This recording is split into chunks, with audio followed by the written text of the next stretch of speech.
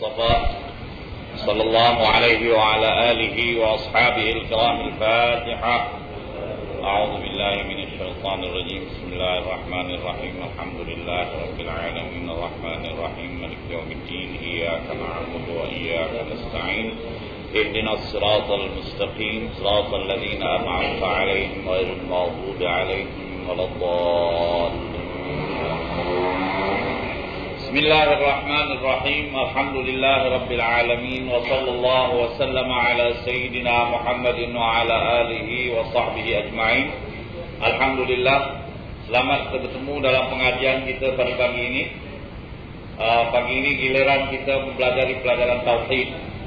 Dan sebagaimana yang saya diberitahu, saya pernah menerangkan berkenaan dengan percayakan pada malaikat, yang mana saya telah terangkan beberapa perkara sebelum kita membuat nota, sebelum tuan-tuan dan puan-puan dapat nota. Tetapi hari ini alhamdulillah nota barangkali sudah ada pada tuan-tuan, iaitu cubalah cari nota al-iman bil malaikah, yakni percaya kepada adanya malaikat. Jadi kalau dah dapat nota itu, saya bacakan beberapa notanya. Mana yang saya dah terangkan, tidak saya akan terangkan lagi. Dan kemudian kita sambung keterangan berkenaan dengan tauhid itu. Percaya pada malaikat, ya. Al-imanu bil malaikah. Ini nota yang mula-mula kita dapat, saya rasa.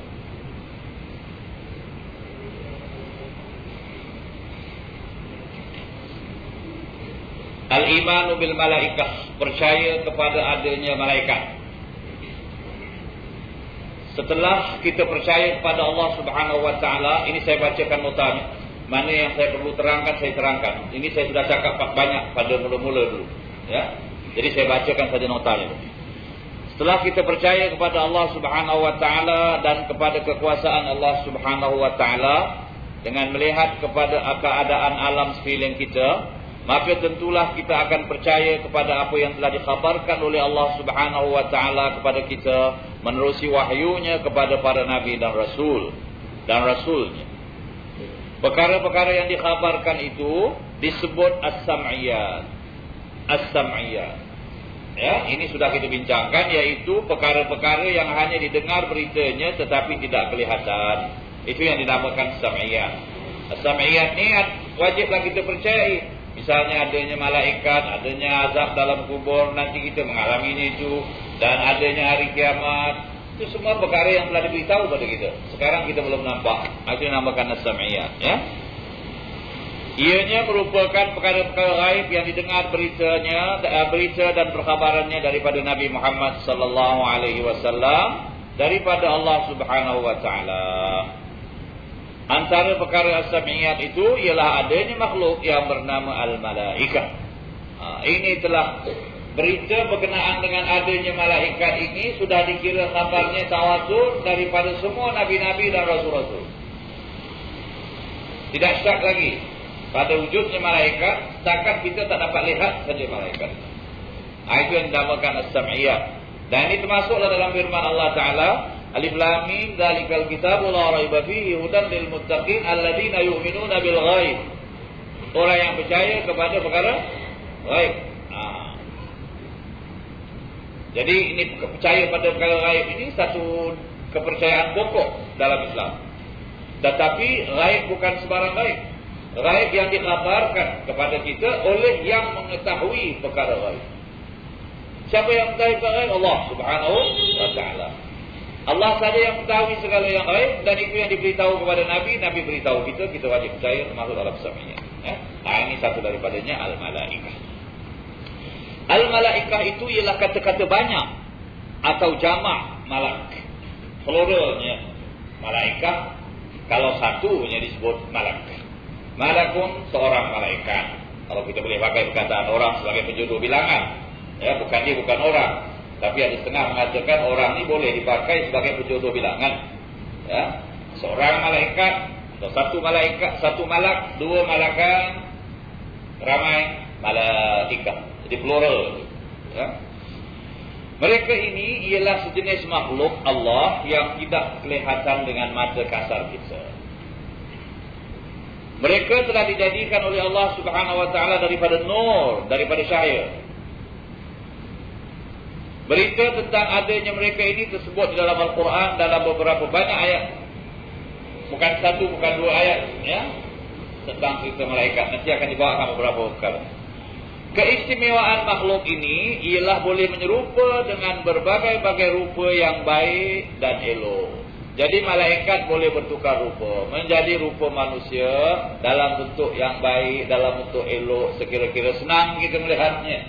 Malaikat tidak menyerupa rupa-rupa yang buruk atau menakutkan. Kecuali apa yang dikhabarkan bahawa malaikat Munkar dan Nakir itu akan datang ke dalam kubur sesuai dengan keadaan orang yang di dalam kubur. Kalau sekiranya orang itu daripada orang-orang salihin dan sebagainya, malaikat itu akan datang dalam cara yang begitu baik, mesra. Kalau orang itu orang jahat dan sebagainya, datangnya itu dalam keadaan yang menakutkan, ya. Tempat tinggal mereka adalah alam yang tinggi, di atas. Tetapi mereka sering turun ke bawah. Tetapi mereka biasa turun ke alam yang nyata ini untuk menjalankan tugas yang diperintahkan oleh Allah Subhanahu wa taala. Banyak hadis-hadis Nabi sallallahu alaihi wasallam yang menerangkan makhluk alam yang tinggi ini. Misalnya Nabi sallallahu alaihi wasallam, Allah Subhanahu wa taala menerangkan dalam hadis qudsi.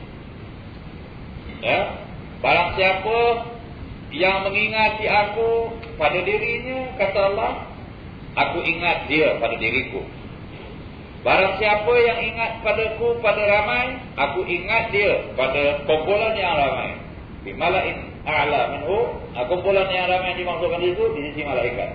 Kerana sudah sampai riwayat, Allah Subhanahu wa taala membanggakan manusia-manusia yang saleh di kalangan malaikat. Allah taala dalam beberapa hadis pernah menerangkan, diterangkan oleh Nabi SAW, Allah taala berkata kepada malaikat, "Hei malaikat, tengok kepada hamba-Ku dari bangsa manusia. Ini amalan mereka. Tengok mereka beristighfar. Apa yang mereka buat sekarang, Allah Ta'ala memperbanggakan." Ini kita kembali pula kepada cerita bila Allah Ta'ala nak jadikan di muka bumi khalifah. Qala inni ja'ilun fil ardi khalifah, aku akan jadikan di muka bumi khalifah, yakni dari bangsa manusia. Apa kata malaikat? Ataj'alu fiha man yufsidu fiha, kau nak jadikankah di dalam dunia ini orang yang buat kerosakan di muka bumi? Wa yasfikud dima, menumpahkan darah. Wa nahnu nusabbihu bihamdika wa nuqaddisu lak, sedang kami bertasbih memujimu dan mensucikanmu. Maknanya bolehkah ini orang-orang yang dikatakan ini manusia daripada tanahnya akan jadi baik, akan bertasbih, akan bertakbir, akan sembahyang, akan ibadah? Malaikat ini bukan nak menentang, cuma melahirkan apa yang mereka rasakan. Tak mungkin ini, sebab makhluk manusia ini nanti jadi daripada yang dari tanah ini, nanti ada nafsu-nafsunya, ada godaan-godaannya, ada apa semua. Bolehkah mereka bertasbih macam kita? Kata malaikat, nusabbihu bihamdik, kita mensucikan kau. Wa nuqaddisu lak, menyebut kesucianmu. Qala inni a'lamu ma la ta'lamun, aku mengetahui apa yang kamu tidak ketahui. Jadi bila lah manusia ini tadi bertasbih, bertakdis, memuji Allah, beramal, Allah Ta'ala berbanggakan. Tengok pada hamba-Ku apa yang mereka buat, apa yang mereka minta. Jadi dalam hadis itu sudah disebut Allah Ta'ala memperbanggakan di kalangan alam yang tinggi, alam malaikat. Para Nabi dan Rasul dapat melihat mereka dalam bentuk yang asal. Ini khususnya bagi Nabi dan Rasul, kerana mereka menerima wahyu. Jadi bentuk yang asal mereka itu nanti akan diterangkan apa rupa bentuk asalnya. Hanya kalau mereka menyerupa dengan rupa manusia, dapat dilihat oleh manusia biasa. Pada mulanya mereka tidak akan mengenalinya. Setelah ada bukti atau keterangannya, barulah mereka mengetahui bahawa yang dilihat itu malaikat. Misalnya ini berlaku pada zaman Nabi. Itu malaikat yang datang menjumpa Nabi Muhammad, malaikat Jibril datang menjumpa Nabi Muhammad, menyerupa-rupa seorang laki-laki yang sahabat-sahabat yang dulu itu tidak kenal. Itu yang Sayyidina Umar meriwayatkan. Kami lihat putih betul pakaiannya, hitam rambutnya, kemas begitu dia. Tapi tak ada seorang pun di antara kami yang kenal. Nak dikatakan dia orang yang dalam pelayaran datang dari jauh, tak ada pula tanda-tanda dia orang datang dari jauh. Sebab orang yang datang dari jauh ni ada tandanya, misalnya rambutnya mereka begitu tidak kemas, mukanya berdebu, pakaiannya tidak kemas, besar musafir. Tapi nampaknya ini orang macam baru datang dari rumah ini saja sudah kemas betul. Tapi tak ada pula seorang dari kita yang mengetahui dan mengenalnya. Padahal kita ini saling kenal mengenali antara satu sama lain. Kerana masyarakat Madinah itu kecil betul. Ya, kalau tak jumpa selalu pun sekali pernah jumpa, dia tahu ini orang kita. Tapi ini orang yang datang menghadap Nabi ini tak ada siapa yang kenal. Nak kata orang musafir, tak ada tanda dia orang musafir. Nak kata orang dusun, dia begitu kemas. Orang dusun, orang Arabi, orang Badui itu datang tak kemas selalu. Itulah dia bertanya pada Nabi tentang iman, tentang Islam, tentang ihsan. Itu hadis. Jadi namakan hadis Jibril itu. Ya, Islam apa dia, iman apa dia, ihsan apa dia, tanya pula bila hari kiamat, tanya tanda hari kiamat. Kemudian lepas dia keluar itu, Nabi bertanya pada sahabat, kamu tahu siapa yang datang? Sahabat menjawab, Allah dan Rasulnya saja yang tahu. Nabi kata, Jibril innahu Jibril ja'akum liyu'allimakum dinakum aw kama qala. Itulah Jibril datang untuk mengajar kamu akan agama kamu. Jadi dia menyerupa rupa manusia bertanya pada Nabi. Nabi menjawab. Melalui pertanyaan ini sahabat-sahabat sudah dengar rukun Islam, rukun iman, rukun ihsan. Ini menyerupa. Jadi pada mula-mula mereka tak kenal. Dan kemudian ternyata yang itu malaikat. Bilangan malaikat sekarang ramai sekali. Hanya Allah Subhanahu wa taala yang mengetahuinya, sebagaimana firman Allah taala, "Wa ma ya'lamu junuda rabbika illa huwa." Artinya tidak ada siapa yang mengetahui askar-askar Tuhanmu melainkan Dia, yakni Allah. Jadi yang dimaksudkan askar-askar Tuhan ini malaikat. Kalau kita mengira cara kasar saja, di kiri kanan kita ada 2 malaikat. Jadi kalau 1000 manusia, 2000 malaikat. Kiri kanan tu. Tidak yang lain lagi.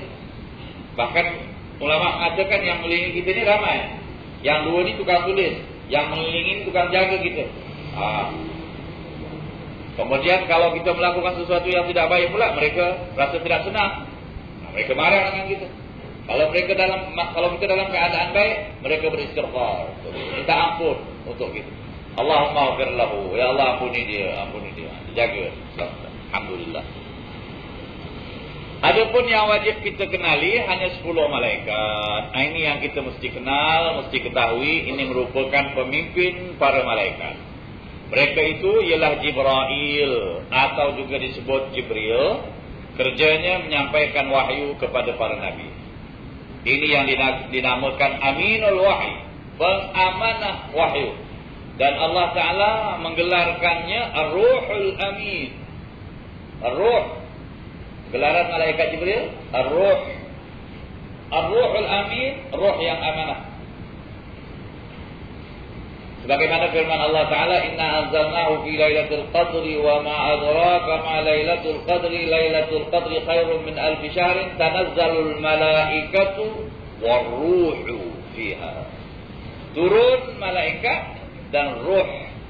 Ruh tu malaikat Jibril, memimpin para malaikat. Ya. Dan ada cerita dalam Al-Quran itu bagaimana orang-orang Bani Israel, penita-penita Yahudi datang jumpa Rasulullah. Dia kata, ya Rasulullah, siapa yang bawa wahyu kepada engkau? Rasulullah kata Jibril. Dan ini semua orang sudah tahu, para Nabi, Rasul semua sudah memang mengenali Jibril. Dan juga sejarah para Nabi-Nabi dan Rasul-Rasul, orang-orang yang sudah tahu tentang sejarah agama, tahu malaikat Jibril sebagai pembawa wahyu. Mereka kata itu Jibril musuh kita. Kerana dia tidak amanah. Dia tidak. Sebab mereka menuduh malaikat Jibril tidak amanah dalam menyampaikan wahyu kepada Nabi Muhammad. Sepatutnya disampaikan kepada anak cucu Israel sebagai Nabi yang terakhir. Oleh sebab itu Al-Quran menyebut malaikat Jibril Ar-Ruhul Amin, ruh yang amanah. Disebut dalam satu ayat. Qul man kana aduwwan lillah wa malaikatihi. Qul man kana aduwwan li Jibril. Qul man kana aduwwan li Jibril fa innahu nazzalahu ala qalbika biidznillah. Katakan ya Muhammad, man kana aduwwan li Jibril, siapa yang memusuhi Jibril, sesungguhnya Jibril menurunkan wahyu itu kepada engkau dengan izin Tuhan. Maknanya jangan mereka itu pikir bahawa malaikat Jibril itu suka-suka hatinya nak memilih orang sebagai nabi dan rasul. Mereka barangkali mempercayai Tuhan kata, hai Jibril, kau pergi carilah di kalangan manusia siapa-siapa yang layak jadi rasul, kau pilih, kasih wahyu. Bawa ni kasih dia. Bukan begitu. Sebab Allah Ta'ala kata, fa innahu nazzalahu ala qalbika. Dia menurunkan wahyu itu di dalam hatimu biiznillah, dengan izin Allah. Beritahu kepada mereka yang memusuhi Jibril. Qul man kana aduwwan li Jibril. Beritahu kepada mereka yang memusuhi Jibril. Inilah ayat ini katanya diturunkan sempena mereka berkata itu Jibril musuh kami.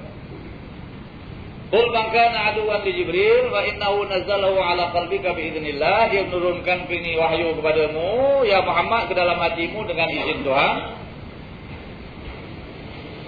Man kana aduwwan lillah. Itu sambungan ayat ini. Man kana aduwwan lillah, barang siapa yang memusuhi Allah, wa malaikatihi, memusuhi malaikatnya, wa Jibril, memusuhi pula malaikat Jibril secara khusus, wa Mikail, memusuhi pula Mikail, fa innallaha aduwwun lil kafirin. Sesungguhnya Allah Taala musuh bagi orang-orang yang kafir. Itulah ceritanya bagaimana mereka menganggap malaikat Jibril tidak amanah, dan Allah Taala telah memperkenalkan malaikat Jibril, mensifatkannya sebagai ar-ruhul amin. Dalam satu ayat lain Allah Ta'ala kata nazala bihi ruhul amin ala qalbika, ke dalam hatimu diturunkan wahyu ini oleh ar-ruhul amin, roh yang amanah, yaitu malaikat Jibril. Ala qalbika, ke dalam hatimu, supaya kamu jadi orang-orang yang termasuk dalam golongan orang yang mengingatkan, yakni memberi amaran atau beringat kepada orang lain, ya. Itulah sedikit tentang malaikat Jibril, dan dia merupakan pemimpin malaikat, dan tidaklah kita ketahui apalah kerjanya sekarang ini, ya, tapi tetaplah sebagai pemimpin, kerana sejarah nabi-nabi dan rasul-rasul sudah tidak ada lagi. Sejarah nabi-nabi dan rasul-rasul sudah ditutup. Nabi Muhammad khatamun nabiyyin, penyudah segala nabi. Dan dengan ini tertolaklah sebarang dakwaan yang mengatakan ada orang mendapat wahyu setelah Nabi Muhammad walaupun tidak membawa syariat. Itu tidak benar, dan pendapat yang macam itu menyalahi. Ya, kerana baru-baru ini ada setengah mengemukakan pendapat, yaitu orang-orang Qadiani ini mengubah sedikit taktik mereka itu. Tidak mengatakan membawa syariat, tetapi dikata ulam Ahmad ini hanya dapat wahyu dan syariatnya tetap syariat Nabi Muhammad. Kalau ulam Ahmad atau pemimpin Qadiani boleh mengatakan dia dapat wahyu, ramailah lagi ulama-ulama Islam yang jauh lebih alim, yang betul-betul orang yang terkemuka dalam ilmu pengetahuan Islam. Nanti mereka pun kata bolehlah mereka terima wahyu. Sedangkan tidak pernah dalam sejarah ada daripada ulama yang mengatakan saya terima wahyu tapi bukan membawa syariat. Kalaulah ada orang yang boleh terima wahyu, nescaya kalau kita kata Imam Ghazali itu cukuplah dengan dia punya ilmu, dengan dia punya keterangan, dengan dia punya apa. Kurangnya dia tidak dapat wahyu sajalah. Sebab dia ulama, bukan nabi.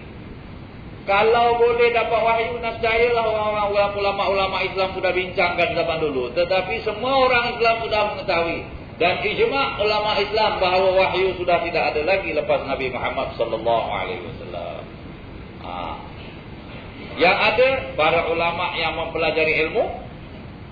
Yang ini yang dikatakan al-ulama warasatul anbiya. Ulama waris para nabi. Mempelajari apa yang telah diberi oleh Allah Subhanahu wa taala kepada Nabi Muhammad daripada Quran, dan mempelajari keterangan hadis-hadis Nabi sallallahu alaihi wasallam. Kemudian Allah Taala memberikan kepada mereka ilham, memberikan kepada mereka pahaman. Ini pemberian Allah. Ini semua orang yang belajar, mengkaji dan sebagainya dapat ini. Apalagi pula kalau dipelajari dalam takwa kepada Allah Ta'ala, dalam mentaati Allah. Sebab Allah Ta'ala mengatakan wattaqullah wa yu'allimukumullah. Bertakwalah kamu kepada Allah, Allah mengajarkan kamu nanti.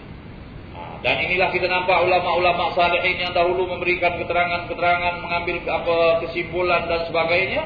Semuanya itu dengan pemberian ilmu daripada Allah Subhanahu Wa Taala, kerana mereka mengkaji, mereka mempelajari, mereka menumpukan perhatian dalam ilmu ini tadi, dibukakan fikiran mereka itu, dibukakan hati mereka. Ya. Nah, misalnya dalam doa kita kata Allahumma ftah alaina futuhal arifin. Ya Allah, bukakan bagi kami pembukaan orang-orang yang arif. Yang dibukakan hati kami supaya menjadi macam orang-orang arif yang mengetahui apa-apa rahsia itu. Allahumma ftah alaina futuhal arifin wa faqihna fid din, dan fahamkanlah kami dalam perkara agama. Dan ini pernah didoakan oleh Nabi sallallahu alaihi wasallam kepada seorang sahabatnya.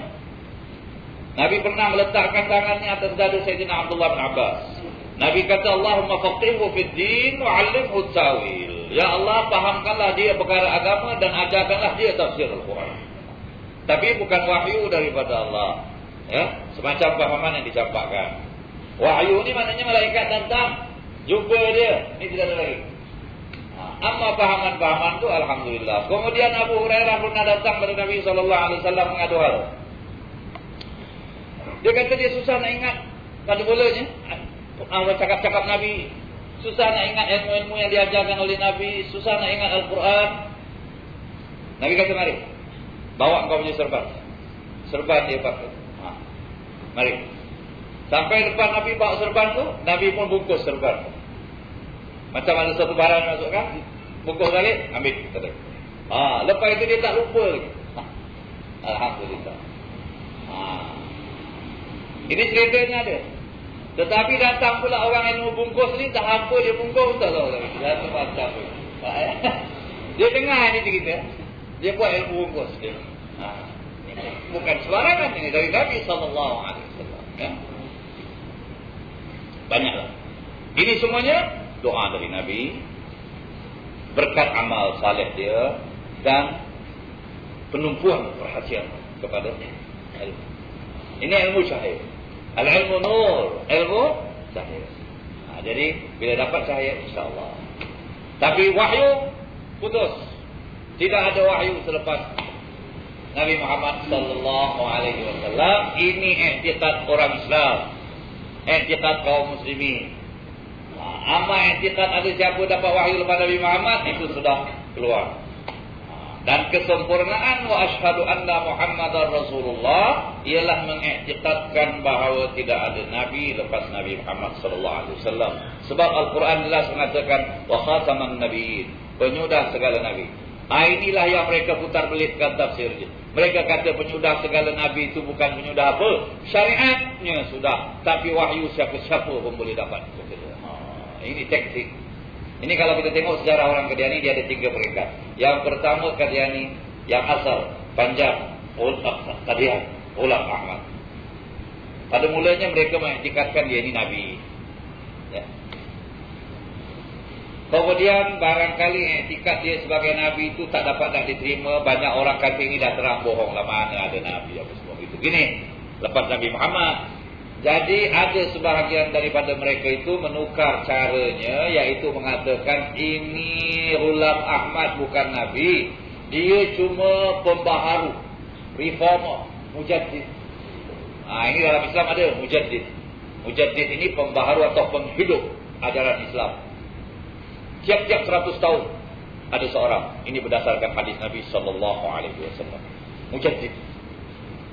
Kalau saya kira itulah dia menggunakan perkataan Inggeris reformer, ya, membangun masyarakat Islam, menghidup masyarakat Islam.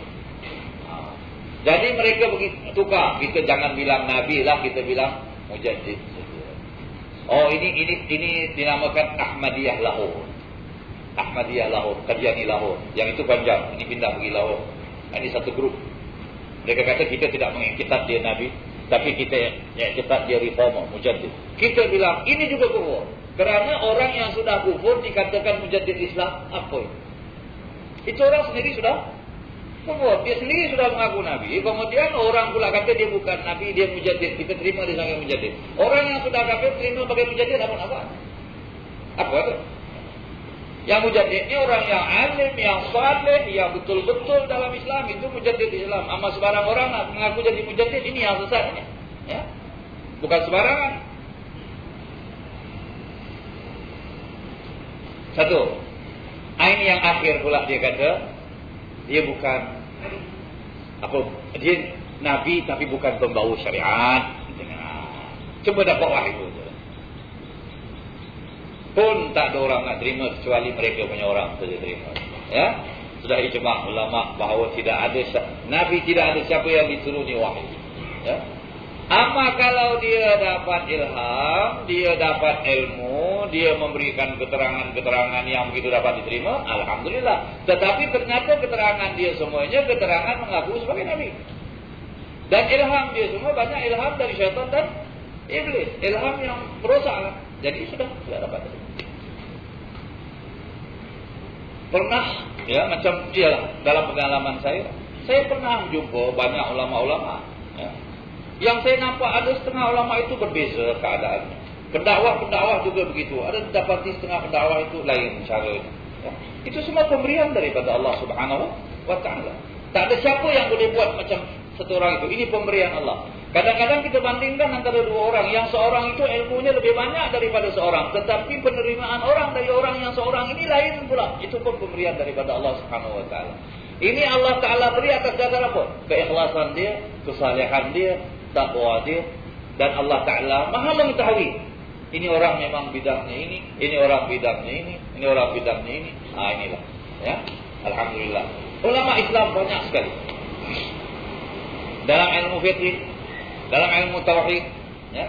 Tetapi di kalangan ulama yang membahas tentang psikologi manusia, belum ada seorang seperti Imam Al-Ghazali yang saya sudah baca. Imam Al-Ghazali radhiyallahu anhu. Kalah apa psikologis yang belajar sekarang ini. Baca saja kitab Imam Al-Ghazali tentang sifat-sifat manusia, buruk baik manusia, dengan ajaran Islam diterapkan dengan ajaran Islam. Dan ahli tafsir pula. Banyak ahli tafsir. Tapi ialah ini setakat apa yang saya baca. Ulama lain boleh lebih baca banyak kitab, saya tak tahu lah. Setakat ini saya rasa Al-Imam Al-Fakhr Ar-Razi. Al-Imam Al-Fakhr Ar-Razi belum sampai lagi, belum nampak lagi saya seorang alim yang mengulas tentang satu-satu ayat seperti Al-Imam Al-Fakhr Ar-Razi. Pemberian Allah. Lautan dia punya tafsiran. Tetapi ada yang lain-lain. Mungkin yang saya tak baca sebab kitab banyak ya. Sebab sebelum Imam Ghazali pun ada, sebelum Al-Fakhr Razi pun ada juga. Tapi yang kita buat perbandingan, ini pemberian Allah. Dalam ilmu fiqh misalnya, pentahqiq Al-Imam An-Nawawi. Ini kita bincang tentang Syafi'i ya. Tentang yang lain-lain lagi. Jadi itulah kita nampakkan ilmu yang diberi oleh Allah Subhanahu wa taala ya. Tapi tidak ada di antara mereka yang mengaku aku nabi. Kufur ini mengaku nabi. Dan tidak ada pula di antara mereka tu yang kita nampak dari tulisan-tulisannya, dari cakap-cakapnya yang dia mendabik dada, akulah. Tak ada. Inilah ya, orang-orang yang saleh. Bahkan dia punya tawaduk. Bahasa dia membahasakan diri dia hamba yang dhaif, hamba yang fakir, hamba yang tidak ada semacam menunjukkan kebesaran. Ini kita nampak ulama-ulama Islam yang saleh ya. Cuma kalau diterangkan itu sebagai pengajaran dan diterangkan sebagai selalu disebutkan oleh mereka, kami menerangkan ini bukan menunjukkan kelebihan kami, tetapi menunjukkan nikmat yang telah diberi oleh Allah Ta'ala pada kami dan untuk menjadi pendorong kepada kamu sekalian ya. Nabi SAW sendiri kalau menyebutkan kelebihan yang diberikan oleh Allah Ta'ala kepadanya itu, selalu Nabi iringi dengan perkataan wala fakhra, kata Nabi. Misalnya Nabi menyebut ana sayyidu waladi Adam wala fakhra. Aku penghulu anak Adam, kata Nabi. Tetapi aku menyebut ini bukan kemegahan. Maknanya aku menyebut ini untuk memberitahu kepada kamu apa yang Allah Ta'ala beri kepadaku, dan tanda syukur aku kepada Allah aku sebut. Bukan sebut menunjukkan kemegahan dan kebesaran. Inilah sifat ulama-ulama yang salihin. Alhamdulillah ulama Islam banyak sekali. Syukur kita kepada Allah Ta'ala. Ini yang zaman dulu punya ini. Inilah yang kita dapat ni semua hasil kerja mereka. Kita tinggal kutip saja. Nukil. Nak baca kitab mereka pun tak habis betul. Kadang-kadang saya memikirkan mereka ni menulis kitab ni, kertas pun belum ada banyak lagi, pen pun susah nak cari, lampu elektrik pun tak ada. Bukan main banyak dia tulis tangan, tulis. Bahkan katanya Imam Nawawi punya buku yang ditulis tak berapa, mungkin 40 lebih buku atau apa dia tulis. Macam-macam bidang ilmu pengetahuan Islam. Tentang hadis, tentang fiqh, tentang tafsir apa hadis, fiqh. Ini yang banyak di bidang Imam Nawawi dan ada sikit sejarah fiqh. Sampai ulama mengira dia umurnya, dia wafat umur 45 tahun saja gitu. Ya, muda lagi dan tidak berumah tangga dia. Ya, tak berumah tangga, tak ada isteri dah. Dia punya kitab tu kalau dikira-kira melebihi umur dia. Kalau nak bagi 1 tahun satu lebih dari kitab dia umur dia. Habis umur kecil lagi tolak 15 tahun. Itulah berkatnya waktu mereka. Ini dikatakan berkatnya waktu mereka. Kita nak tulis satu line, satu malam pun tak ada tulis lagi. Satu muka nak tulis. Mereka tulis. Bukan main banyak. Ini perbendaharaan. Ini pun ya menunjukkan mukjizat Nabi Muhammad sallallahu alaihi wasallam. Bagaimana umat itu boleh menghidupkan, boleh menerangkan, boleh menganalisa, boleh menghuraikan, menyampaikan syariat Nabi Muhammad sallallahu alaihi wasallam. Ini juga mukjizat bagi Nabi. Oleh sebab itu katanya apa yang dibuat oleh umat daripada perkara-perkara yang baik. Kalau kelebihan para aulia, keramat-keramat itu juga kira mukjizat daripada bagi Nabi. Kalau kerja ulama-ulama dengan ilmu juga mukjizat bagi Nabi. Ya, hasil. Ini yang dikatakan Nabi yang diberkati oleh Allah Subhanahu wa taala kerana umatnya telah menyebarkan, alhamdulillah, ilmu Islam tersebar luas. Ini kita menyebut ni pasal Jibril dan Jibril. Tersebut pula cerita orang yang mengaku dapat wahyu selepas Nabi Muhammad. Allah Ta'ala kata wa khatamun nabiyyin, penyudah segala nabi. Tak ada siapa yang dapat wahyu daripada Allah Ta'ala, ya. Sama ada wahyu bawa syariat kah atau apa jenis wahyu, sudah putus wahyu. Dan kita tidaklah ketahui apalah tugas malaikat Jibril sekarang ini, ya. Cuma melihat sajalah kepada malaikat-malaikat yang lain. Kemudian yang kedua Mikail atau Mikal, boleh juga disebut Mikal, boleh disebut Mikail, ya, biasa kita sebut Mikail. Kerjanya menurunkan hujan dan mengatur urusan rezeki. Ya, Allah Taala serahkan kepadanya urusan itu. Hujan dan rezeki ini ada hubungannya. Kerananya biasanya turun hujan menyuburkan tanah dan menumbuhkan hasil-hasil tanaman yang menjadi rezeki bagi kita. Israfil kerjanya meniup sangkakala di saat kiamat. Dan ini belumlah sampai kerjanya lagi, tetapi dia sudah bersedia. Subhanallah. Ya, Allah Ta'ala dah jadikan dia dari zaman kita tak tahu bila. Sebab malaikat ni sebelum manusia. Kemudian Allah Ta'ala tugaskan kau, hai Israfil, ini tugasmu. Pegang ni sangkakala. Tinggal tunggu nak tiup saja. Daripada dulu sampai sekarang dia tetap. Kadang-kadang kita heran tengokkan sentri itu yang berdiri dekat pagar istana ke, dekat pagar apa ke, dia berdiri tegak berjam-jam, kita pulang balik dia lagi berdiri, tahan dia ni berdiri. Ini tugas dia. Berdiri pula tu straight, pergi tugas. Kadang-kadang dia berjalan pulang balik tu, tetap. Ini contoh, ya. Tapi dia bertugas berapa jam? 5 jam ke 4 jam ke 3 jam, kita tahu lah atas kemampuan dia. Tapi malaikat ni bila bertugas, bila Allah Ta'ala jadikan dia bertugas, dia terus bertugas sampai Allah Ta'ala bilang berhenti. Buktinya ini matahari, bulan, langit, bumi, Allah Ta'ala dah jadikan dengan tugasnya. Ada pernah berhenti? Tak ada. Tak ada kata ini hari kita off lah. Ya Allah, ini matahari tiap hari terbit, ini hari mau off satu hari lah, ganti orang lain ke apa ke, tak. Mana ada off ini. Itu tugas malaikat begitu. Ada di antara malaikat yang dijadikan oleh Allah Ta'ala bertasbih. Dia akan terus kata Subhanallah, Subhanallah, Subhanallah, Subhanallah, sampai Tuhan bilang berhenti, baru berhenti. Kalau tak berhenti sampai hari kiamat. Itu sebab malaikat kata wa nahnu nusabbihu bihamdika wa nuqaddisu lak. Kami bertasbih, memujimu dan mensucikanmu. Ada yang menyebut Qudus. Quddus. Sifat Allah, Maha Suci Allah. Al-Malikul Quddus. Subhanallah. Dia sebut Alhamdulillah. Dia sebut Allahu Akbar. Itu dijadikan bagi kita, itu amalan kita. Subhanallah, Alhamdulillah, wa la ilaha illallah, Allahu Akbar. Ini sebutan malaikat. Ada riwayat mengatakan kita punya sembahyang ni, rukuk kita, sujud kita, tidal kita, tasbih kita, bacaan kita, ini semua amalan malaikat bersendiri-sendiri. Ada yang malaikat dijadikan oleh Allah Ta'ala rukuk, dia terus rukuk sampai Tuhan kata bangun. Ada yang dijadikan sujud, terus sujud sampai Tuhan kata bangun. Ada yang jadikan subhanallah, subhanallah sampai Tuhan bilang berhenti. Begitulah malaikat. Sebab Allah Ta'ala dah sifatkan mereka bal ibadun mukramun. Ini hamba-hamba yang mulia, kata Allah. La ya'sunallaha ma amarahum. Tidak menderhaka kepada Allah terhadap apa yang diperintahkan. Wa yaf'aluna ma yu'marun. Mereka membuat apa yang mereka diperintahkan.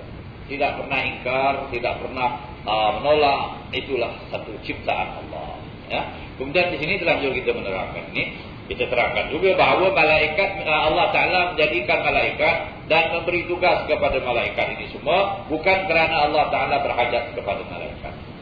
Ini mesti dipegang betul-betul. Habis pasal apa dijadikan? Jangan ada orang nyangka, oh ini jadi pembantu-pembantu Tuhan. Ya, Tuhan tidak dapat nak mengendalikan urusan alam, dijadikannya malaikat suruh membantu. Bukan membantu. Ini menunjukkan kekuasaan Allah Subhanahu wa Ta'ala. Kalau Tuhan berhajat kepada pembantu, nak jadikan malaikat pun perlu bantu. Siapa bantu Tuhan? Ini malaikat bukan sembarangan makhluk ini. Kekuatan mereka, kelebihan mereka dari manusia. Jadi Tuhan jadikan ini. Kalau Tuhan berhajat kepada pembantu, akan ditanya orang, jadikan malaikat siapa bantu? Apa nanya? Tak ada siapa yang membantu Allah dalam hal ini. Allah Ta'ala jadikan malaikat. Jadi apa hikmatnya disuruh malaikat ni buat kerja ni semua? Hikmatnya yang pertama menunjukkan kekuasaan Allah.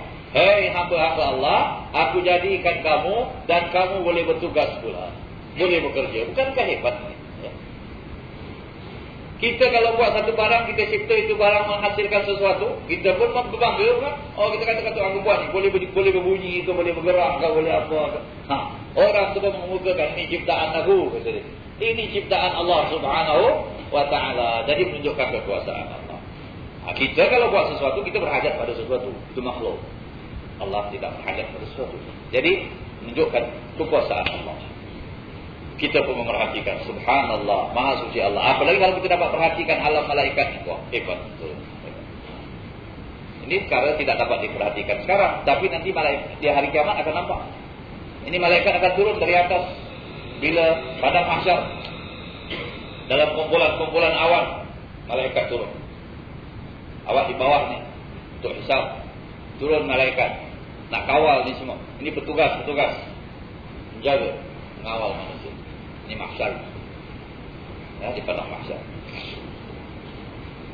Kemudian juga mengajar kepada kita pembahagian tugas, pembahagian kerja. Masing-masing dengan spesialisnya. Dia buat ini, dia buat ini, dia buat ini. Itu Allah Ta'ala mengatur. Diberikan tugas, dapat dijalankan pula tugas. Ya. Itu Mikail. Tadi apa? Israfil ya, meniup sangka kala di saat kiamat. Jadi sekarang ini malaikat Israfil katanya memegang itu sangka kala. Tunggu saja. Allah Ta'ala kata tiup, dia tiup. Bila tiup, matilah semua. Baru biqafus sur dan ditiupkan sangkakala. Yauma yunfaqu bis-sur, hari ditiupkan sangkakala. Itu dalam Quran banyak. Baru biqafus sur fa idahum minal ajdati ila rabbihim yansilun. Qalu ya wailana man ba'athana min marqadina. Hadza ma wa'ada ar-rahman wa sadaqal mursalun. Baru biqafus sur, ditiupkan sangkakala. Faidahum minal ajdati ila rabbihim yansilun. Tiba-tiba mereka yang dari kubur ini semua keluar menghadap kepada Tuhan. Ketika itu mereka berkata, qalu man ba'athana min marqadina. Siapa yang membangkitkan kami dari tempat tidur kami? Hadza ma wa'ada ar-rahman. Inilah yang dijanjikan oleh Tuhan yang bersifat Rahman. Wa sadaqal mursalun, dan benarlah para nabi-nabi, para rasul-rasul. Ya, itu dalam surah Yasin. Ya. Jadi ini menunjukkan Tiup sangkakala. Wa nufikha fis-sur. Ini tiupan yang kedua. Bila tiupan itu diiringi dengan bangkit, maknanya tiupan yang kedua. Ada ayat lain yang menerangkan tentang tiupan yang pertama.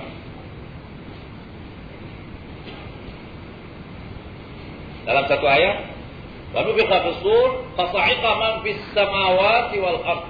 Ditiupkan sangkakala, maka musnahlah, matilah siapa yang di langit dan siapa yang di bumi. Maknanya semua makhluk akan mati bila tiupan yang pertama. Termasuk malaikat. Itu saatnya itu. Termasuk. Iblis pernah minta kepada Allah panjang umur. Allah Ta'ala berikan. Menurut riwayat tafsirnya, yang iblis minta panjang umur tu minta panjang umur sampai hari yub'atsun. Rabbi anzirni ila yaumi yub'atsun. Dia minta kepada Allah, dia kata, ya Allah beri aku tunggu sampai mereka dibangkitkan. Yang ni dia nak tengok ini orang semua mati, kemudian dia nak tunggu pula nak hidup ni sampai orang ni dibangkitkan. Itu permintaan dia. Allah Ta'ala beri dia ilal yaumil waqtil ma'lum. Engkau akan diberi tunggu sampai hari yang tertentu. Maksudnya tiupan yang pertama. Tiupan yang kedua tidak boleh. Tiupan yang pertama ini sudah penetapan Allah, semua mati. Fasa'iqa ma fis samawati wal ardh illa ma sya'allah. Melainkan apa yang dikehendaki oleh Allah.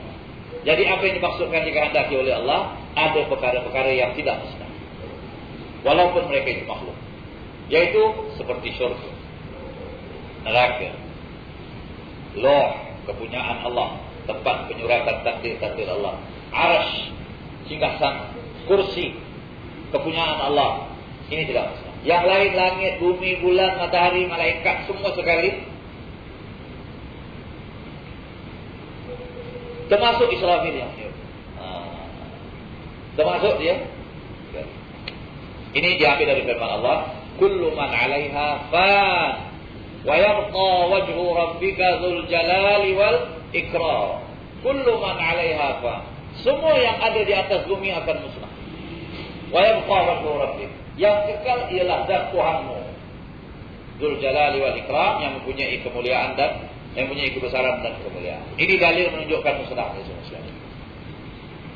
Tiupan yang bersama. Antara tiupan yang pertama dengan tiupan yang kedua 40. Coba dalam hadis itu tidak diberitahu 40 hari kah, 40 tahun kah, 40 apakah. Tapi kata Abu Hurairah, aku dengar Nabi Muhammad kata, bainan nafqataini arba'un. Tapi banyak ulama mengatakan 40 itu 40 tahun. Tapi ada setengah mengatakan 40 musim lah, kita kata. Satu tahun itu berapa lama? Wallahu alam, antara satu nafkah dengan satu nafkah, satu tiupan dengan satu tiupan. Dan ketika itu tinggallah alam ini kosong. Kosong. Itulah di sana Allah Ta'ala akan bertanya, limanil mulkul yaum, bagi siapa kekuasaan hari ini? Bagi siapa kerajaan hari ini? Siapa yang tinggal lagi? Tidak ada yang tinggal. Jawabannya, lillahil wahidil qahar, bagi Allah, Tuhan yang esa dan perkasa. Siapa yang menjawab? Ada yang kata yang jawab Israfil. Bila sudah musnah, Allah Ta'ala kata, limanil mulkul yaum, siapa punya kekuasaan hari ini? Mana raja-raja dalam dunia ini? Mana kebesaran-kebesaran mereka? Mana askar? Mana tentera? Mana senjata? Apa nak buat? Yauma yanfakhu bis-sur, semua habis. Mana fikha bis-sur. Tak ada siapa yang dapat menolak. Jadi dijawab oleh Israfil, lillahil wahidil qahar, kekuasaan bagi Allah. Ya. Bila dia menjawab, kerana dia akan dihidupkan kemudian. Pasal dia nak tiup lagi sekali. Dia ada tugas lagi. Tapi yang pertama tu mati. Termasuk tadi iblis kita kata, mati juga semua sekali, habis. Jadi iblis ni sekarang masih hidup lagi. Lagi bermaharajalela dia. Ya. Lagi kuat. Walaupun umurnya lebih tua dari umur Nabi Adam. Jauh lebih tua dari Nabi Adam. 2000 tahun sebelum Adam dia sudah ada. Dijadikan oleh Allah Subhanahu wa taala. Ini menurut riwayat dia sendiri cakap, aku sudah ada sebelum Adam 2000 tahun. Sudah menyembah Allah 2000 tahun sebelum Adam. Mana daripada mulai dia dijadikan daripada api. Kemudian jadi ingkar, ya, jadi kufur. Alhamdulillah. Ya. Jadi sekarang masih hidup, masih kuat. Ya. Tak pernah cuti dia. Terus kerja. Tak pernah sakit. Dan dia mengarahkan anak cucu untuk menggoda ini semua manusia. Mana yang agak anak cucunya tak dapat goda, dia sendiri lah. Ini Allah Ta'ala berikan bahagian hidup dalam dunia. Ini semua bahagian dunia lah. Dunia ni Tuhan beri. Yang kafir, yang Islam, yang baik, yang tak baik, semua Tuhan kasih. Kullan numindu, kata Allah Ta'ala. Semua kami berikan. Ha'ulai wa ha'ulai min ata'i rabbi. Ini orang dapat, ini orang dapat. Tuhan kasih. Tapi akhirat itu berkira Allah Ta'ala. Dunia Tuhan tak kira. Akhirat hanya diberikan kepada orang-orang yang ditentukan. Yang kufur tidak dapat kebaikan akhirat. Azab ada disediakan. Ya. Jadi musnahlah mereka itu semua. Kemudian lepas 40 musim ditiupkan sekali lagi, maka bangkitlah mereka menghadap kepada Allah. Itulah dah ayat tadi, wa nufiqa fis-sur fa idza hum min al-ajdati ila rabbihim yansib. Semua akan datang. Semua akan datang. Jangan pula disangkakan hanya yang mati berkubur saja yang datangnya. Bangkit dari kubur, tapi yang dah mati kena bakar. Semua datang. Cuma dikatakan bangkit dari kubur, umumnya manusia itu dikuburkan. Tapi yang dibakar jadi abu juga kan bangkit. Tiap-tiap makhluk. Ya. Itu dalam firman Allah Subhanahu Wa Taala.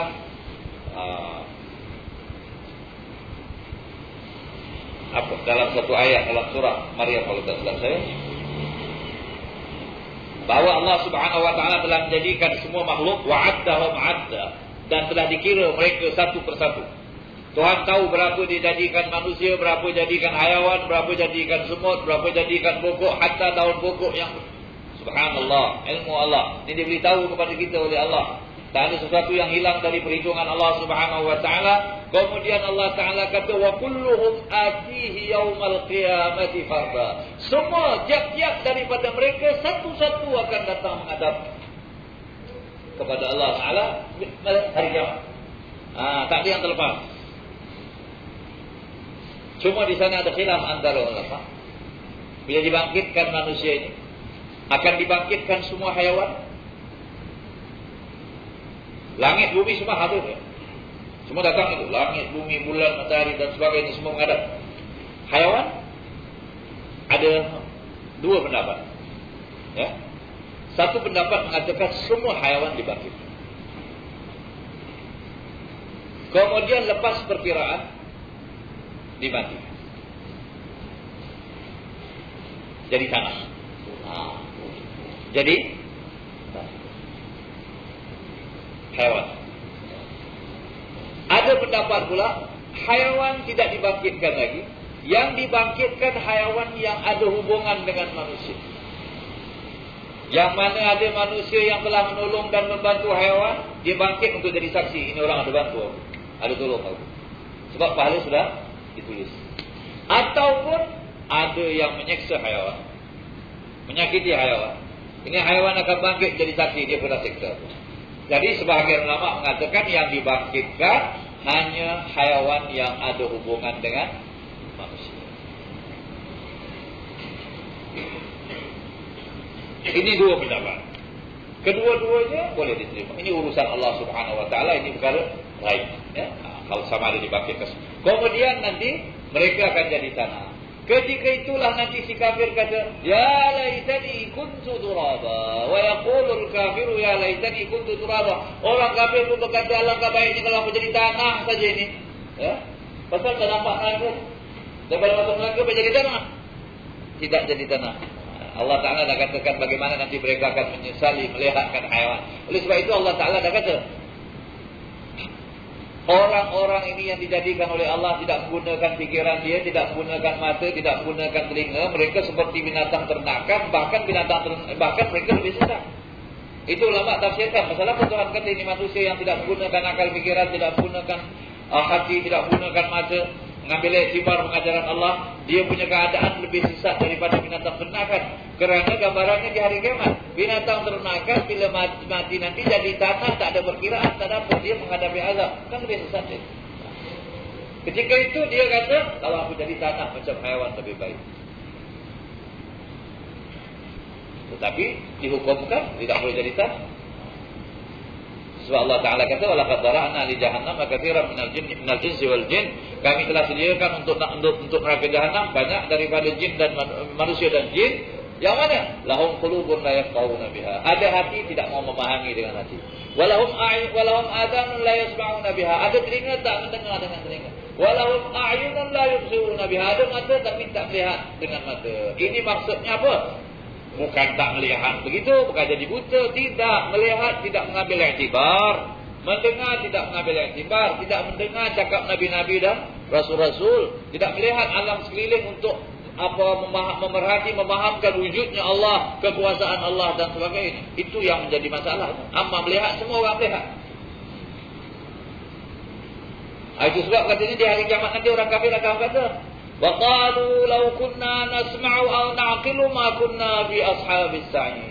Mereka berkata, kalaulah kami dulu law kunna nasma'u, kalaulah kami mendengar, aw na'qilu, kami memikirkan cakap nabi-nabi dan rasul-rasul, ma kunna fi ashabis sa'ir, tidaklah kami jadi dalam golongan orang-orang yang masuk ke dalam neraka. Allah Ta'ala kata fa'tarafu bi dzambihim, mereka mengakui dosa mereka, kesalahan mereka. Fasu'tan li ashabis sa'ir, buruk sungguhlah penghuni neraka itu. Ya, itulah kerja Israfil. Jadi Israfil ini belum kerja lagi, belum, dia standby saja, belum menjalankan tugas. Tunggu perintah Allah. Di mana dia berada? Wallahu a'lam. Dan sangkakala itu macam mana? Ini satu alat yang Allah Ta'ala tahu. Ya, tapi kalau ikut dari segi bahasa, kataan Arab asur itu, dia asur ialah semacam, samalah macam tanduk yang dipakai oleh cerita-cerita lama kan, tiup itu, tiupan itu, tapi dibuat daripada apa? Tanduk yang dan mula-mulanya dipangkalnya runcing itu, di ujungnya kembang. Inilah cerita 1001 malam kan, ada raja-raja yang cerita mengawal-mengawal. Wah, itu sur. Ya, itu sur. Dari segi bahasa itulah bentuk sur. Ya. Tapi tentulah yang di sisi Allah Ta'ala tidaklah semacam itu. Yang ditiup oleh, yang akan ditiup oleh Israfil. Tapi bentuknya macam itu. Dan ada riwayat mengatakan di sur itu ada titik-titik, ada lubang-lubang yang mana tiap-tiap satu tu untuk satu jiwa. Subhanallah. Berapa jiwa yang dijadikan oleh Allah Ta'ala ni sampai hari kiamat? Semua sudah ada kat situ. Ini orang satu kali tiup, habis ni semua. Fasa'iqa man fis samawati wal ardh. Akan mati yang di langit dan yang di bumi, satu jiwa. Wallahu a'lam. Ini perkara samiyah. Yang keempat, Israel kerjanya mengambil nyawa makhluk ketika sampai ajalnya. Ini ditugaskan oleh Allah Subhanahu wa taala, ya. Ada setengah riwayat mengatakan mula-mula Allah Taala suruh tugas ini Jibril. Jibril kata, "Ya Allah, saya tak sangguplah, saya takut ini anak Adam jadi musuh saya." Ya. Dan katanya Jibril pergi mengambil tanah itu untuk menjadikan Adam. Ada tanah tak mau tanah. Jibril balik dan datang suruh Mikail. Mikail pun tak ada. Ya. Bukan Mikail pergi. Ya, Jibril pun pergi, tapi tanah untuk enggan, aku tak boleh diambil. Disuruh Israfil pun tanah enggan. Suruh Israel, bila tanah enggan, Tuhan Israel kata ini perintah Allah, kau tak boleh enggan. Aku pun di bawah perintah Allah, kau pun di bawah perintah Allah. Aku mesti ambil kau dengan perintah Allah. Dia ambil tanah, ya, dibawa kepada Allah. Ini semua menunjukkan kekuasaan Allah ini semua. Jadilah Adam dari tanah. Kemudian Allah Ta'ala kata, hai Israel, sebagaimana engkau yang mengambil tanah untuk menjadikan dia, engkau juga yang akan mengambil nyawa mereka. Jadi Israel kata, kalau begitu nanti mereka marahlah dengan saya. Memanglah, ada orang marah kan? Kalau boleh memang tak mau kata diambil. Tapi ini tetap daripada Allah Subhanahu wa Ta'ala. Ya? Dan malaikat Israel inilah yang paling sibuk antara malaikat. Sejak Allah Ta'ala menjadikan manusia sampai akhir hari kiamat ini, nanti paling sibuk dia. Kerana tugasnya ini, setiap saat ada orang yang sampai ajal. Ya? Ada setengah riwayat mengatakan ini Israel memandang kepada satu tempat yang di sana ada semacam pokok atau semacam daun. Dia menunggu saja mana daun yang jatuh. Itu orang ambil nyawa. Dan dia mengambil nyawa bukan saja nyawa manusia, nyawa semua makhluk yang bernyawa. Cuma di sana ada persoalan yang ditimbulkan. Bagaimana ini Israel boleh cabut nyawa serentak ini, yang satu di timur, yang satu di barat, satu di utara, satu di selatan dalam dunia ini. Jauh-jauh ini. Yang mati serentak. Kemudian pula bila dalam perang ada mati sekali serentak beratus orang. Macam mana nak cabut ni, bukan senang ini katanya. Itu dari segi pandangan kita. Tapi dari segi kudrat kuasa Allah satu. Kemudian dari segi bentuk malaikat. Dia bukan kecil. Bukan macam kita. Dan ada pula setengah riwayat mengatakan kemungkinan Israel ini sebagai menterinya yang bertanggungjawab, tetapi ada penolong-penolong. Jadi, tapi dia bertanggungjawab. Yang cabut ini semua penolong-penolong. Malaikat banyak. Itu gaskal. Itu satu pendapat. Tapi pendapat yang lebih sahih, kebanyakan ulama mengatakan dia sendiri. Tapi Allah Ta'ala berikan. Ini yang sebenarnya saya tak tahu saya sudah terangkan belum. Pernah saya terangkan tu cerita orang yang cabut nyawa itu zaman Nabi Ibrahim. Ya? Bukan malaikat yang cabut nyawa di zaman Nabi Ibrahim. Ya? Bagaimana orang datang ziarah Nabi Ibrahim atau Nabi Sulaiman lah begitu. Jadi dia tengah duduk, datang satu orang. Orang ini yang datang, dia berbual juga dengan Nabi Sulaiman atau Nabi Ibrahim, salah satu lah. Ada riwayat Nabi Ibrahim. Berbual gitu. Tapi sampai dia berbual, dia merhatikan orangnya. Tengok atas, tengok bawah. Orang ni pun naik tak sedap. Dia ni merhatikan aku. Kemudian orang ni keluar. Ditanya pada Nabi, siapa yang datang itu dia? Nabi itu kata yang datang ni malaikat Israel, menyerupa-rupa manusia menziarah yang. Bila dia dengar malaikat Israel, dia terus apa? Kejutlah, berdengarlah darah dia, pasal dia asyik pandang aja tadi. Dia kata, Tuan, saya nampak dia ada pandang saya dari atas ke bawah ni. Saya takut dia. Nabi nasihatkan dia, yang kau takut tu pasal apa? Bila ajal kau sampai, mau si mati pun, jangan apa nak takut. Sudah. Tapi dia kata, Tuan, saya tak maulah. Saya tak mau duduk sini lah. Saya mau pergi tempat jauh. Tolong saya, antarkan saya ke tempat yang paling jauh. Saya tak mau lagi. Nabi itu nasihatkan dia, tempat jauh pun kalau sampai ajal kau, mesti mati punya. Dia kata, saya minta lah, Tuan tolong saya lah. Saya tak mau duduk sini. Tak boleh jauh. Betul-betul nak pergi sana? Betul. Dia arahkan angin, bawa dia. Ya. Ke tempat mana? Paling jauh. Aqsa Biladil. Hujung negeri India. Daripada negeri Palestin. Itu dah jauh lah dulu. Sekejap lagi, ini malaikat datang kali. Ya. Orang ini dah keluar. Dah pergi. Dia tanya pada Nabi Sulaiman atau Nabi Ibrahim, yang datang tadi siapa? Dia kata yang datang sahabat saya sebulan berbulan itu. Ini katanya saya dapat perintah dari Allah. Ini ajalnya akan sampai sikit lagi. Tapi bukan di sini. Tempat jauh. Sebab dia tidak boleh ambil nyawa melainkan di tempat yang mana Allah Ta'ala tetapkan.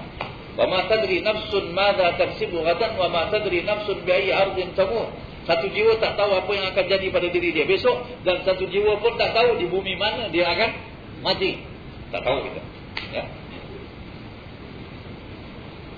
Dia kata, saya diperintahkan oleh Tuhan cabut nyawa dia di tempat yang jauh lagi sekejap ni. Tapi dia dekat sini sekarang, itu yang saya perhati tu. Tak tahu ini orang betul ke ini. Jangan salah orang. Jadi perhati. Datang lagi nak pastikan. Betul. Ini orang. Nabi Sulaiman kata pada malaikat itu, kau susah-susah, dia dah pergi sana.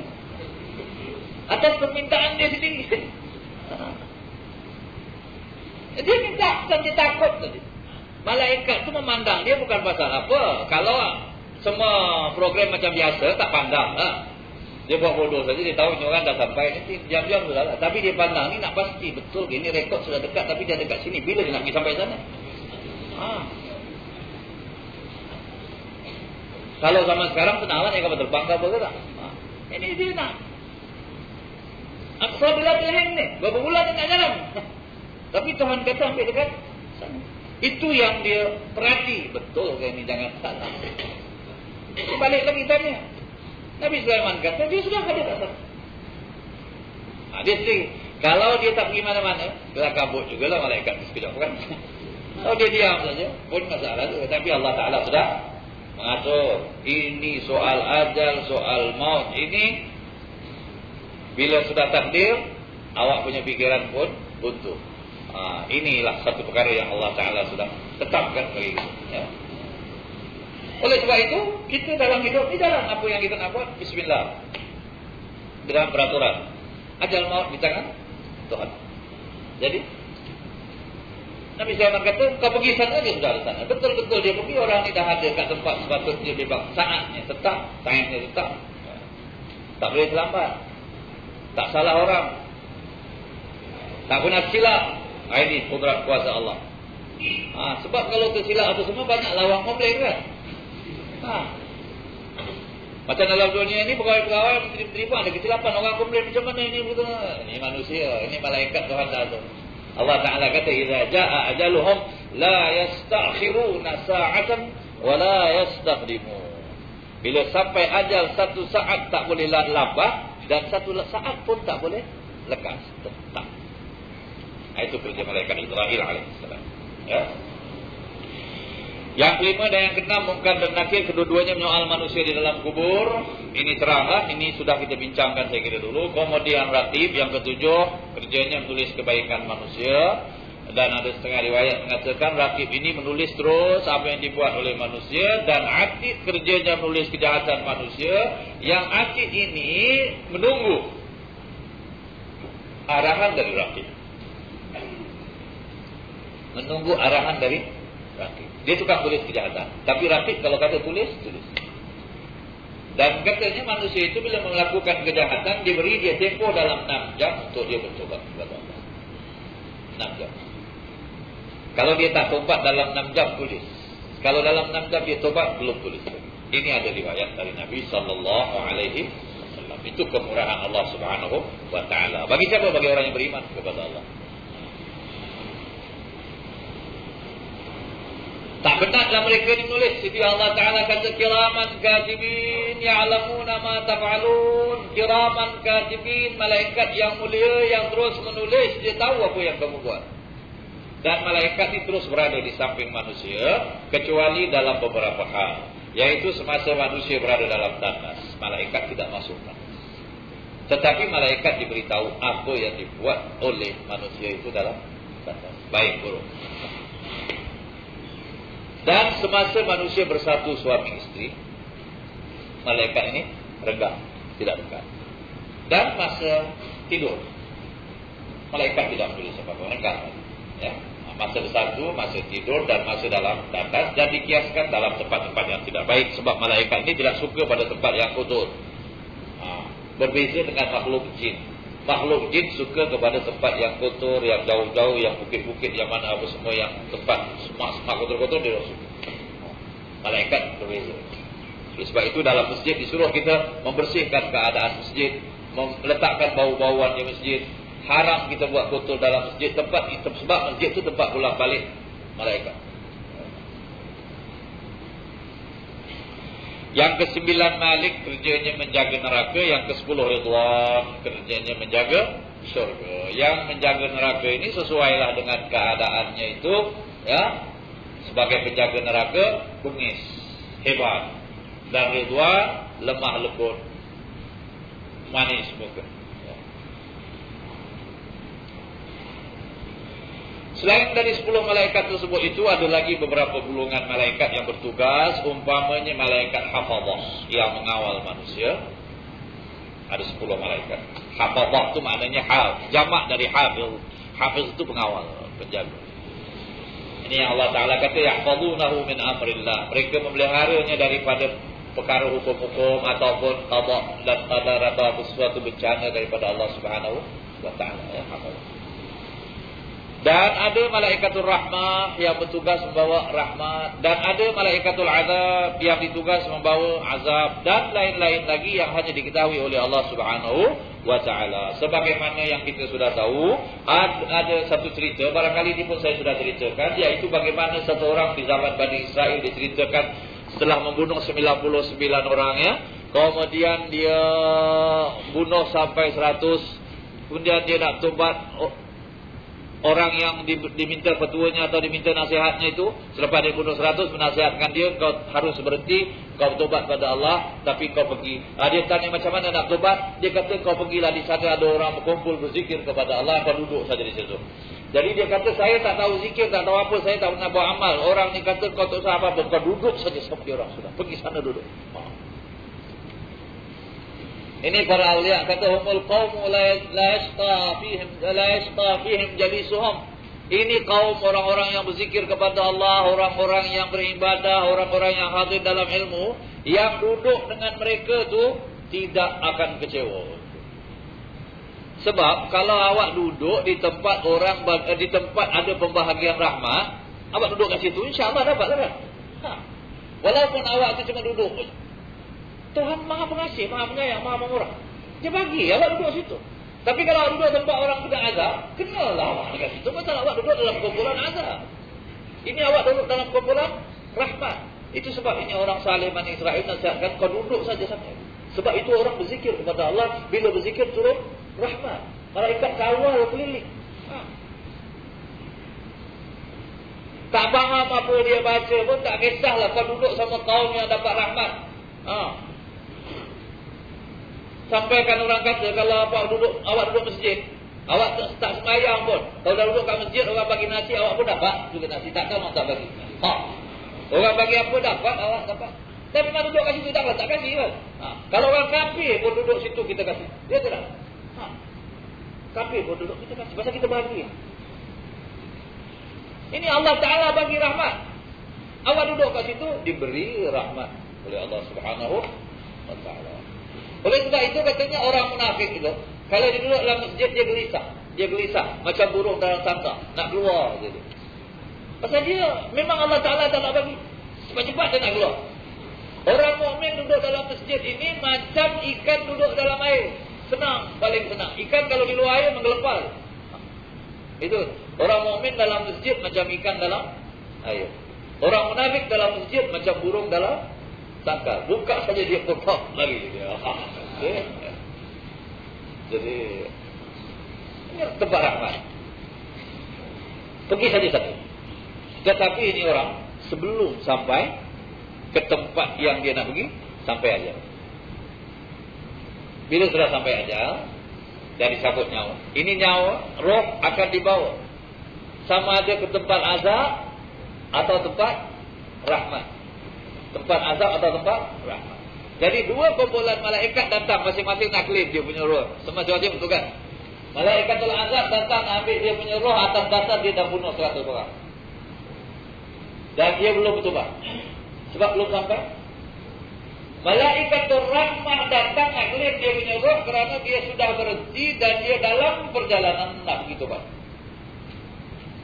Niat sudah berubah kepada yang lain. Berkelakar ini dua malaikat. Dua golongan. Masing-masing nak claim. Urusannya urusan Allah. Terserah kepada Allah. Diperintahkan oleh Allah Ta'ala ukur. Tuhan maha mengetahui, tapi Tuhan nak tunjuk kepada malaikat. Ukur apa? Dari tempat dia membunuh, dari tempat dia mati itu, ke tempat dia membunuh orang yang terakhir, dengan ke tempat dia nak pergi bertobat, mana lebih dekat? Diukur orang, ya, diukur oleh malaikat itu, didapati lebih jauh sejengkal tempat dia bunuh orang yang akhir. Jauh sejengkal. Yang ini dekat, yang ini jauh sikit. Allah Ta'ala kata rahmati sabaqat ghadab. Rahmatku selalu lebih awal datang daripada kemurkaanku. Yang ini selagi orang itu boleh dapat rahmat, Allah Ta'ala akan memberikan rahmat. Ghadab tidak akan diberikan melainkan orang yang dah pasti dapat ghadab. Itu pun diberi peluang, suruh bertobat, suruh minta ampun, Ini orang Bani Israel macam-macam cerita sudah buat. Allah Ta'ala bisih bukakan pada mereka pintu. Sebab tak ampun. Sekejap mereka minta ampun, kemudian balik lagi, kemudian buat lagi. Itu cerita. Tetap rahmat Allah Ta'ala lebih dulu datang daripada Allah. Masukkan di dalam bahagian rahmat. Itu. Jadi itu yang kita sebenarkan itu. Malaikat yang bertugas, malaikatul azab dan malaikatul rahmat. Sifat malaikat. Malaikat adalah makhluk Allah yang maksum, terpelihara daripada dosa. Ya. Oleh sebab itu, apa-apa cerita yang menunjukkan mereka ada melakukan kesilapan dan kesalahan mesti ditakwil, mesti ditafsir. Ya. Di sana ada satu cerita, katanya pernah ada dua malaikat yang macam kita kata, boleh nak katakan macam menentang atau macam tidak sedar dengan apa yang diperintahkan oleh Allah. Katanya itu cerita Harut dan Marut, dua malaikat. Ya. Tapi itu cerita ada sanggahan dari ulama sebab keterangan-keterangannya tidak begitu kuat. Ada setengah mengatakan mereka itu bukan malaikat. Itu cerita Harut dan Marut. Sebab di sana disebut malaikat, dua malaikat. Ada yang dikatakan bukan malaikat, tetapi dua orang yang sifatnya macam malaikat, orang saleh. Ini cerita orang saleh yang akhirnya terbalik menjadi orang yang jahat. Dia orang mengajarkan sihir dan sebagainya. Ini dalam cerita Nabi Sulaiman punya cerita. Sebab Allah Ta'ala kata, wa ma kafara Sulaiman walakinna syayatin kafaru yu'allimuna an-nasa sihra wa ma unzila 'ala al-malakain bi Babila Harut wa Marut. Kalau ikut zahir ayat, dua malaikat. Kita ceritakan sedikitlah cerita. Maka dia ada orang yang tak faham gambaran ini. Ada setengah riwayat mengatakan ada dua malaikat. Ini kalau kita ambil cerita ini sebagai malaikat yang mencemuhkan perbuatan anak Adam dalam dunia, yang maksiat, yang dosa, yang itu, yang ini semua sekali. Kemudian mereka berkata, kalau kami jadi manusia, kami akan jaga betul-betul taat kepada perintah Allah. Apa ini manusia?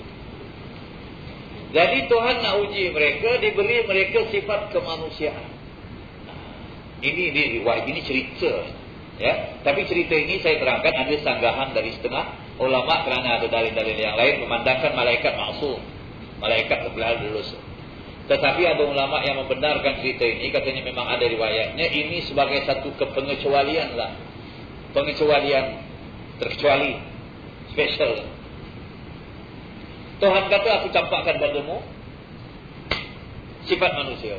Turun ke dunia. Jadilah mereka orang yang paling saleh. Kemudian dilantik orang jadi qadhi. Jadi hakim. Inilah ceritanya bertahkim kepada mereka seorang perempuan yang cantik, yang apa semua.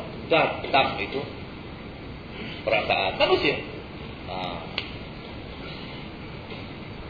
Bila datang perasaan itu, mereka nak melakukan. Rupanya syaitan ini, manusia ini, perempuan ini telah dipengaruhi oleh iblis. Nak meruntuhkan ini orang.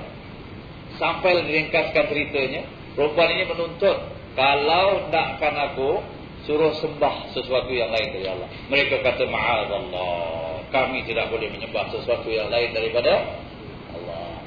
Kemudian mereka menawarkan, kalau tidak aku, ini perempuan ini menawarkan, bunuh seseorang, ada musuh aku yang nak ngacau aku, kau mesti bunuh tu.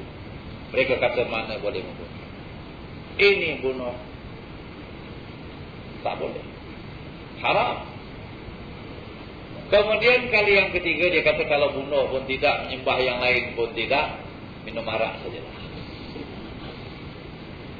Jadi ini orang berdua memikirkan minum arak ni agak lebih ringan sikit lah daripada membunuh dan syirik menyembah sesuatu yang lain dari Allah.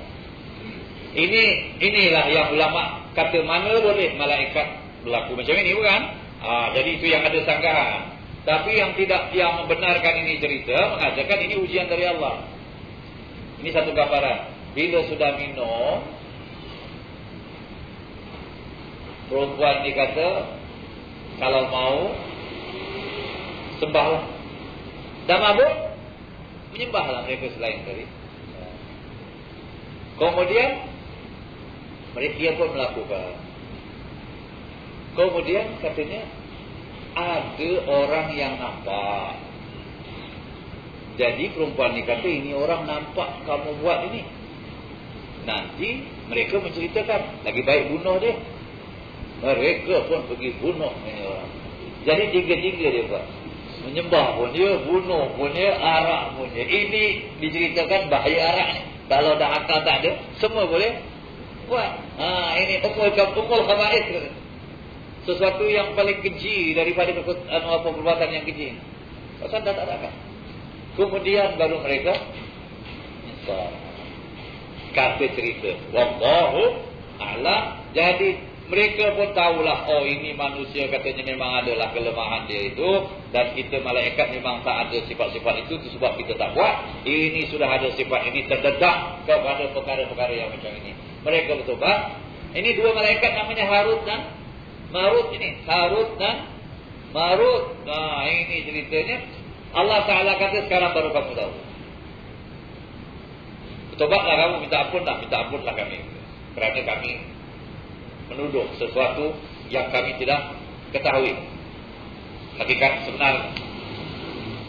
Mau diazabkan, mau azab dunia atau azab akhirat? Mereka kata azab dunia lah, kalaupun azab akhirat tidak maulah. Sebab azab akhirat lebih kekal, dunia sementara. Katanya dirantai mereka dan dimasukkan dalam sebuah perigi di negeri Babel. Negeri Babel ini salah satu negeri daripada bahagian Morocco, ya. Jadi orang datang ke perigi itu menanyakan sesuatu. Kerana malaikat ini dia asal daripada orang malaikat, dia tahulah banyak rahsia. Dia ajarkan mereka ilmu, tapi mereka beritahu, "Wa ma yu'allimani min ahadin hatta yaqula innama nahnu fitnatun fala takfur." Ini mengajarkan ilmu-ilmu gaib inilah tadi, ya. Mereka berkata, kami ini fitnah, kami ini ujian, ya. Kami ini ujian, jadi jangan kafir. Kalau sudah belajar ini ilmu sihir dan sebagainya. Ini cerita. Tapi ada sebagai ulama menyangkal. Habis ini apa cerita Harut dan Marut? Orang manusia yang asalnya saleh, baik, macam malaikat sifat. Kemudian mereka terbalik dan mengajarkan ilmu-ilmu yang bukan sihir, diazabkan oleh Allah Ta'ala. Ini wa ma'unzila 'alal malakain bi Babil Harut wa Marut wa ma yu'allimani min ahadin yu'allimani an-nas as-sihra. Itu mengajar manusia sihir. Wa ma yu'allimani min ahadin hatta yaqula innama nahnu fitnah. Mereka tidak mengajar melainkan setelah mereka kata kami ini fitnah, ya. Jadi ada khilaf dalam perkara. Tapi hakikat yang sebenarnya yang patut kita pegang yaitu malaikat maksum. Bagaimana pula itu iblis? Iblis bukan malaikat. Oleh sebab itu dia berderhaka kepada Allah Ta'ala walaupun dia jadi ketua malaikat, tapi dia bukan malaikat. Dia daripada bangsa jin, dari api. Mereka tidak mempunyai keinginan syahwat jantina kerana mereka tidak mempunyai jenis umpama laki-laki atau perempuan, bukan laki-laki, bukan perempuan. Dengan itu mereka tidak berketurunan, tidak ada anak isteri. Malaikat dijadikan satu. Ya, tidak kata malaikat ni menurunkan malaikat ni bukan macam manusia. Manusia asal satu, turun manusia yang lain. Jin pun begitu, asal satu, turun. Jin berketurunan, malaikat tidak berketurunan. Sesiapa yang mengatakan malaikat itu lelaki, mereka dihukum fasik, ya. Dan siapa yang mengatakan malaikat itu perempuan adalah kafir. Kalau katakan dia laki-laki, fasik saja. Kerana asal kejadian benda itu semua dikira laki-laki. Tapi dosa. Kerana dia orang tak dijantina. Memang tidak ada. Tapi tak boleh hukum kafir. Kalau katakan perempuan, kafir. Sebab zaman jahiliah dia kata malaikat itu banatullah. Anak-anak perempuan Tuhan. Orang Arab jahiliah. Oleh sebab itu dia gambarkan malaikat cuma rupa perempuan. Ada sayap, ada macam perempuan cantik. Ini macam kita kata pari-pari, dayang-dayang apa semua ini. Dalam cerita orang sastra Melayu. Ya. Jadi itu semua jahiliah punya cara, ya.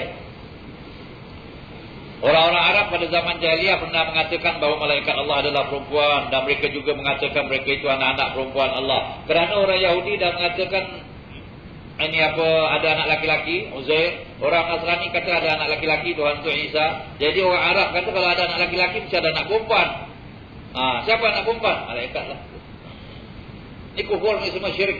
Ini yang Allah Ta'ala kata, Subhana rabbika rabbil izzati amma yasifun. Maha suci Tuhanmu, Tuhan yang mempunyai kebesaran dari apa yang mereka sifatkan. Dia sifatkan Tuhan macam-macam ikut suka hati mereka. Orang Islam tidak boleh membuat begitu. Bahkan kita nama Tuhan pun kita tidak boleh reka kalau tidak ada arahan daripada Allah Subhanahu wa Ta'ala. Sifat Tuhan pun tak boleh direka kalau tak diberitahu oleh Allah Subhanahu wa Ta'ala. Kita tak boleh campur tangan. Kita semua diberitahu. Apa yang diberitahu oleh Allah, itu yang kita percayai, itu yang kita ikuti. Mereka pandai-pandai sendiri, reka-reka sendiri. Tuhan macam ini. Itu Allah Ta'ala kata, Subhana rabbika rabbil izzati amma yasifun. Maha suci Tuhan daripada apa yang mereka sifat-sifatkan.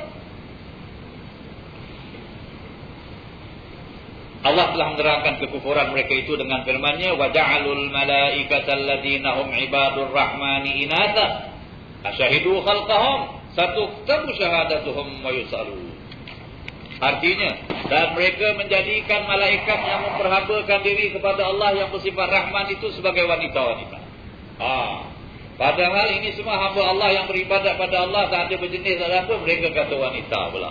Ini mereka siapa? Ini musyrikin Arab. Apakah mereka pernah menyaksikan kejadian mereka itu? Dia tahu ke ini? Kan dusta ini terhadap Allah yang tak pernah dilihat, tak pernah tahu bilang perempuan. Akan ditulis penyaksian mereka itu. Allah Ta'ala kata mereka punya cakap itu ditulis dan mereka akan ditanya. Nanti hari kiamat kamu kata malaikat perempuan ni, mana kamu dapat khabar? Buktikan sekarang. Mana boleh buktikan? Azablah nanti di akhirat. Firman Allah Subhanahu wa Ta'ala lagi, wa yaj'aluna lillahi al-banat subhanahu wa lahum ma yashtahun. Artinya mereka orang-orang musyrikin Mekah menjadikan untuk Allah anak-anak perempuan, yakni para malaikat. Maha suci Allah. Dan bagi mereka mengambil apa yang mereka ingini, yakni anak laki-laki. Orang Arab jahiliyah ni tak suka anak perempuan, tapi Tuhan pula dia kata banyak anak perempuan. Malaikat kan banyak. Ini orang Arab dia cerita, orang Arab musyrikin Mekah. Mereka tak suka anak perempuan, mereka bunuh. Yang Allah Ta'ala kata, yang Allah pula dia kata apa? Banyak anak, banyak malaikat itu anak perempuan Tuhan. Macam mana? Kamu sendiri tak suka anak perempuan, tapi kamu kata Tuhan ada anak perempuan pula. Yang ini cuma bilang anaknya satu saja, anak Nasrani bilang anak satu saja, Isa lagi-lagi. Yang Yahudi bilang satu saja, Uzair. Yang ini ramai perempuan pula. Ini semua syirik, ini kafir. Jadi kita berhenti dekat sinilah. InsyaAllah minggu depan kita sambunglah perkara ini, InsyaAllah, sampai kita selesaikan berkenaan dengan malaikat, ya.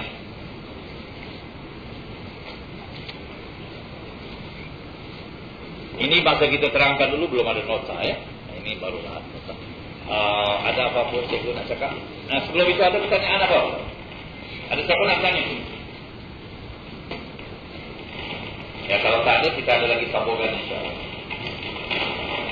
Bismillahirrahmanirrahim. Rabbana fa'ana bima 'allamtana wa bi'ilmina alladhi yanfa'una wa taqabbal wa bi'adana wa qarabatin lana fi dinina ma'a ahli al-kufr unsa wa dhakar wa biwaffiqna wa tuhum lima tarḍi qawlan fa'lan tarama wa rizqil kulla halalan da'ima wa qilla khiyarna ma maqal al-khayr wa kullu shar. ربنا أصلح لنا كل شؤون وأقر بالله منك عيون واقض عنا ربنا كل ديون قبل أن تأتينا رسل المنون واغرس أنت أكرم من ستر وصلاة الله تعالى مصطفى من الحق دعانا والوفا بكتاب فيه للناس شفاء وعلى الآل الكرام الشرفاء وعلى الصحب المصابيح الغرر والحمد لله رب العالمين.